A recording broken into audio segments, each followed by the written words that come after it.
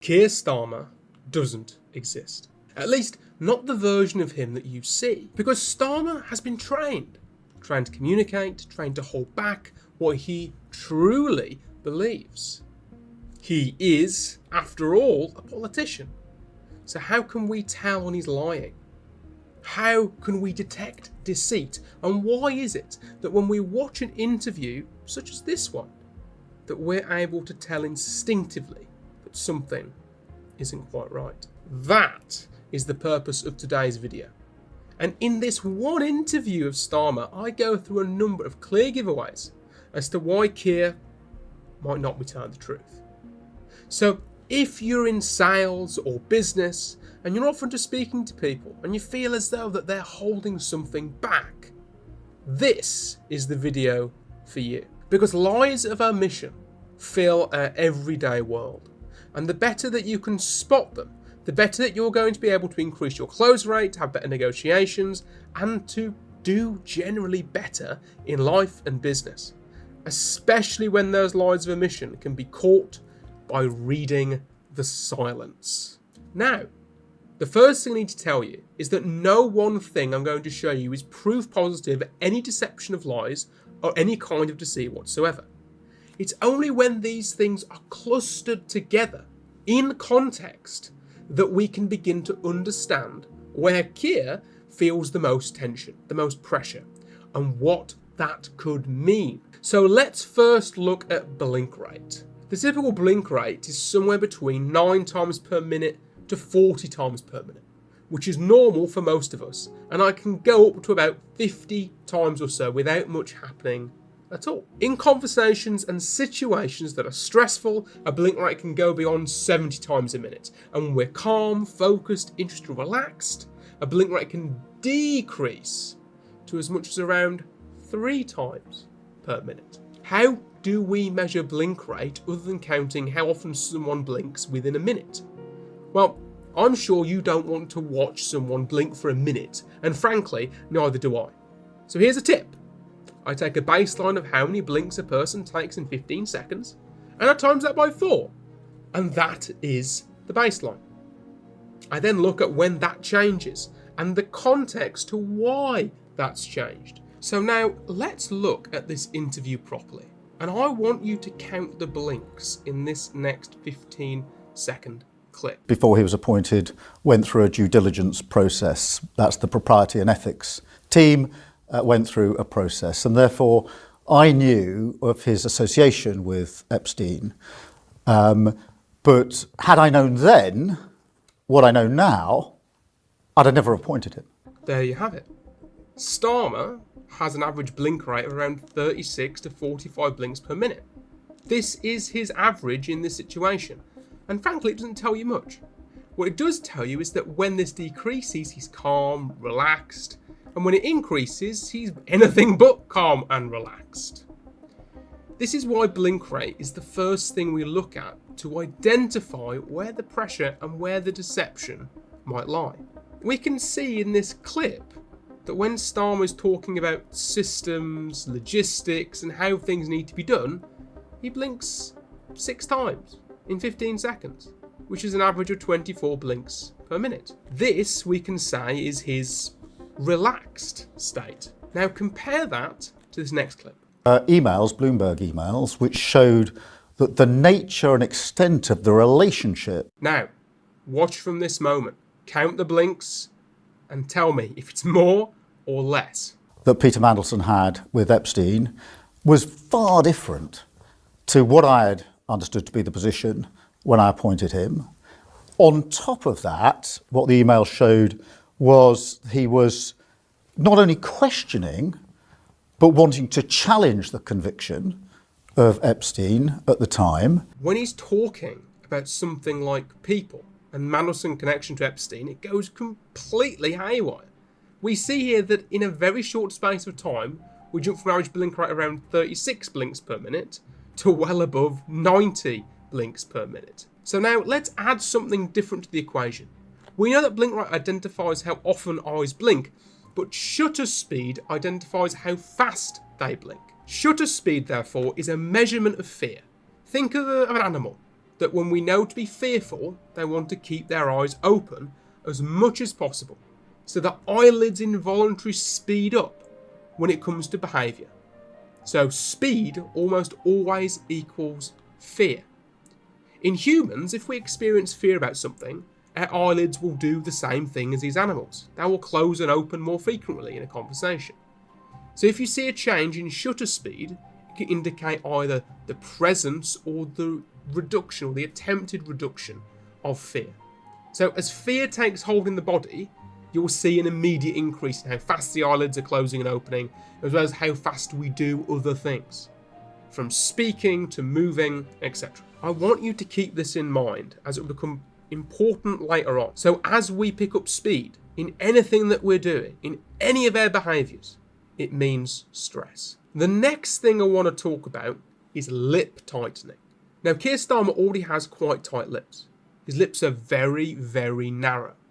And our lips change in size and dimensions according to our emotional state. They get small when they're stressed, or large when we're more comfortable. Full and pliable lips indicate relaxation, contentment. And when we're under stress, blood flows out of the lips into other parts of our body, where it's needed. So lip fullness is an indication of a person's emotional state. So when lips narrow, it's often associated with negative thoughts, concerns, fears, anxiety, or lack of confidence.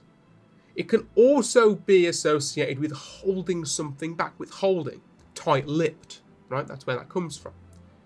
So as we process issues or experience stress, the lips tend to narrow. In this particular clip, we see this happen when the interviewer asks the question, "Were you not well served by your officials?"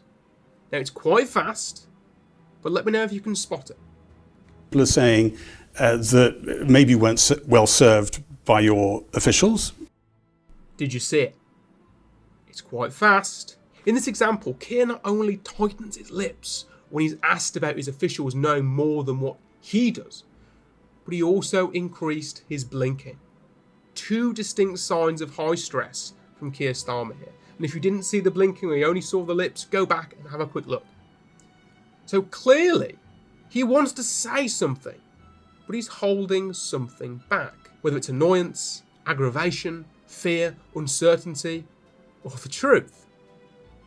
Either way, he's under immense pressure, and you can see just how much he's holding himself back, that he's deeply uncomfortable with this conversation, and these holding something back and how tight-lipped he actually is. Now, the third and final thing that I'm going to show you, and I think is quite cool, because what you're about to see is the culmination of Starmer's training to be more persuasive, that he's using actively.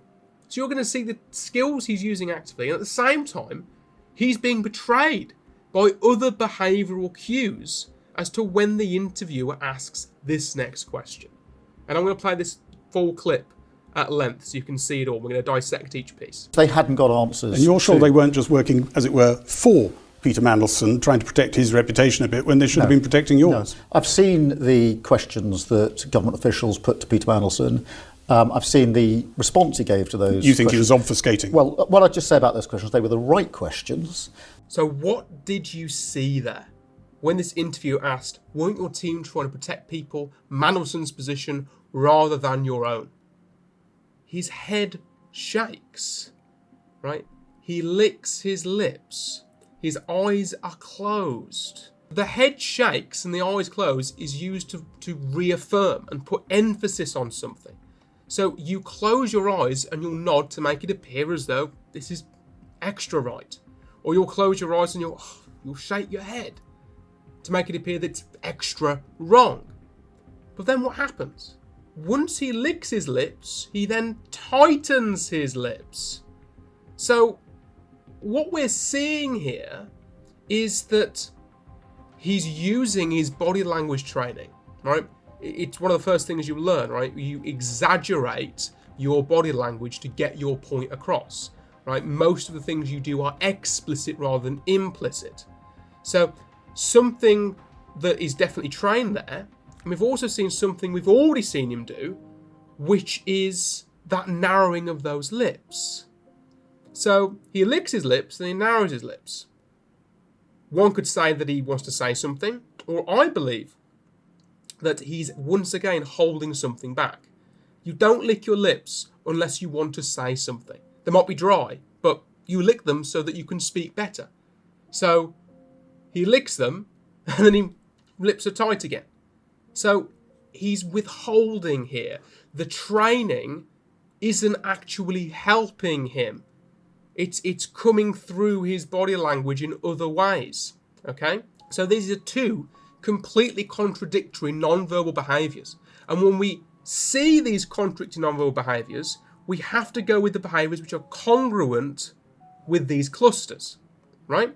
So what I'm saying is that Keir Starmer is clearly very stressed. He's holding things back and he's trying his best to keep it all in. And then his answer, let's listen to his answer one more time. Yours. No, I've seen the questions that government officials put to Peter Mandelson. I've seen the response he gave to those You think questions. he was obfuscating? Well, what I'd just say about those questions, they were the right questions. How quickly is Starmer answering that question? Right? We mentioned shutter speed earlier. He picks up the pace. And as we learned earlier, the speed in which we do something indicates fear or an anxiety response. Once again, I know for a fact that Starmer's been taught that the slower you speak, the better you are able to persuade and carry authority into a conversation. So he's being betrayed here by his fear. His training isn't able to shine through.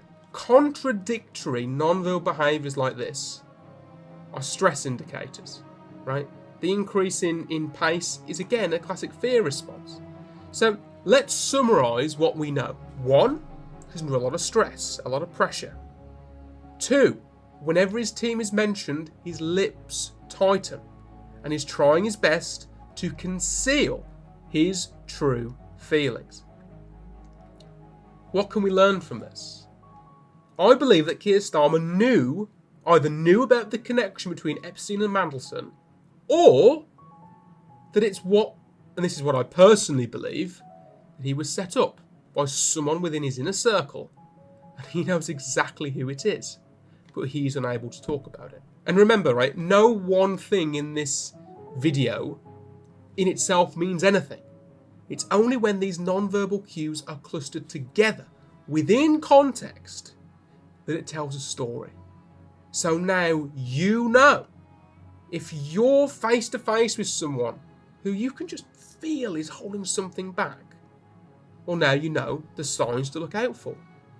Tight lips, increase in blink rate, shutter speed, all indicate high levels of stress and possibly withholding.